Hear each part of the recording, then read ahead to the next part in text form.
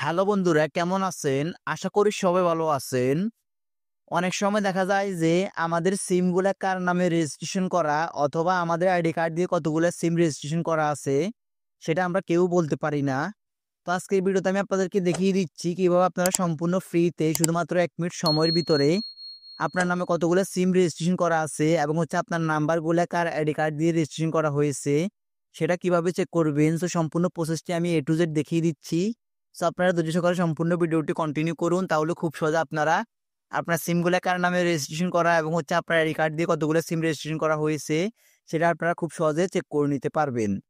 তো চেক করার জন্য আপনারা জাস্ট চলে যাবেন আপনাদের মোবাইল ফোনের গুগল প্লে স্টোরে গিয়ে আপনারা যে কাজটি করবেন সেটি হচ্ছে আপনারা সার্চ বারে গিয়ে লিখবেন আপনার যে কোম্পানির সিম, ফার্স্ট অফ অল হচ্ছে আপনার সেই কোম্পানির নাম লিখে সার্চ করবেন। তো আমার যেহেতু রবি, সেক্ষেত্রে আমি রবি লিখে সার্চ করতেছি।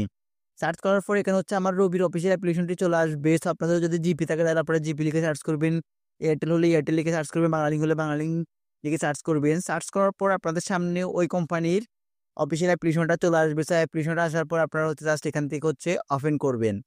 ওপেন করার পর আপনারা জাস্ট আপনাদের নাম্বারটা দিয়ে রেজিস্ট্রেশন করে নেবেন। রেজিস্ট্রেশন করে নেওয়ার পর আপনাদের সামনে এরকম একটি অপশন চলে আসবে। তো প্রত্যেকটা সিম কোম্পানিতে আলাদা আলাদা অপশন আসতে পারে। তো আপনারা এখান থেকে খুঁজে বের করে নিতে হবে।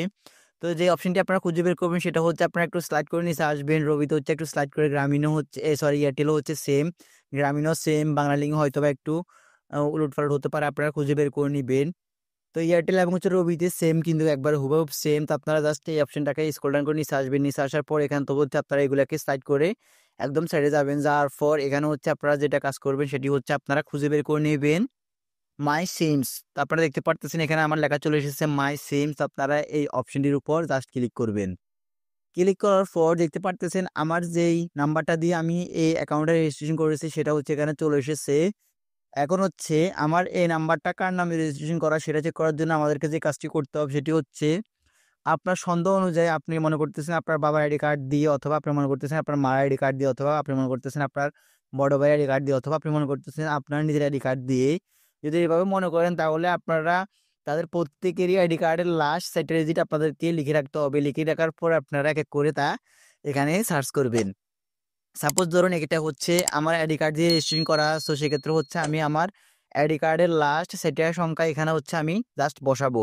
আমার যেটা সেটা হচ্ছে আমি লিখতেছি। লিখার পর এখন হচ্ছে আপনারা যে কাজটি করবেন, লাস্ট সেটে লেখার পর আপনারা জাস্ট এখান থেকে হচ্ছে ভিউ লিস্ট এই অপশনটির উপর ক্লিক করবেন। ক্লিক করার পর আপনারা দেখতে পারবেন আপনার আইডি কার্ড দিয়ে কোন কোন নাম্বারটি রেজিস্ট্রেশন করা এবং হচ্ছে কতগুলো নাম্বার রেজিস্ট্রেশন করা।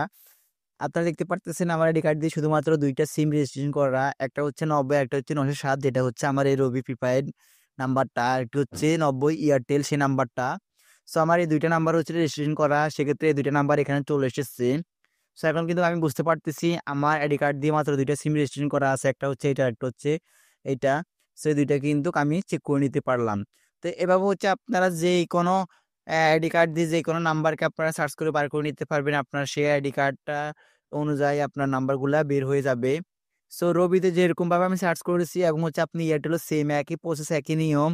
বাংলালিংক এবং হচ্ছে জিপিতে ভিন্ন রকম হতে পারে। তো আপনারা যদি অবশ্যই কমেন্টস করে জানান তাহলে আমি সেটার উপরে ভিত্তি করে ভিডিও তৈরি করে দিব। তো আপনারা অবশ্যই কমেন্টস করে জানাবেন।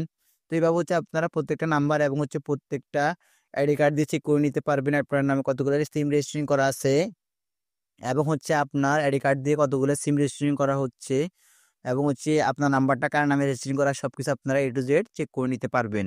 তো গাইস, মূলত এই ছিল আজকের মতো আমার ভিডিও। যদি আমার ভিডিওটা একটু উপকৃত হন কিংবা ভালো লেগে থাকে তাহলে অবশ্যই ভিডিওতে একটা লাইক দিয়ে যাবেন, আর অবশ্যই আমার এই চ্যানেলটিকে সাবস্ক্রাইব করে পাশে থাকা বেল আইকনটি অন করে দিয়ে যাবেন।